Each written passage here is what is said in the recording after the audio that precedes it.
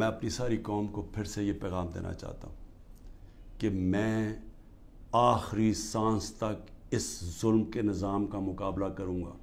جب تک میرے ملک میں حقیقی آزادی نہیں آئی میں اس کی جد و جہد کروں گا. جو مرضی کر لیں, جیلوں میں ڈالیں, جو مرضی کریں, دھمکیاں دیں.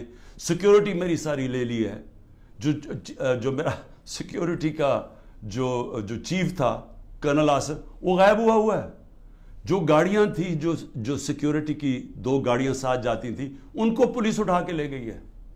یہاں سارا جو ہمارے ساتھ جو احمد نیازی جو بھی لوگ تھے سب چھپے ہوئے ہیں کیونکہ ان کے اوپر ایف آئی آرز کر دی ہیں. اور پھر یہ سمجھتے ہیں کہ شاید اس کی وجہ سے میں ان کے پاس جاؤں اور کہوں کہ جی مجھے معاف کر دو کہ میں نے آزادی کی بات کی تھی, مجھے معاف کر دو. اور میں آپ قوم کو بھی کہنا چاہتا ہوں کبھی نہ اس نظام کو قبول کرنا. جس دن آپ نے اس کے سامنے اپنا سر جھکا دیا آپ کا کوئی مستقبل نہیں رہے گا پاکستان میں. پاکستان زندہ باد.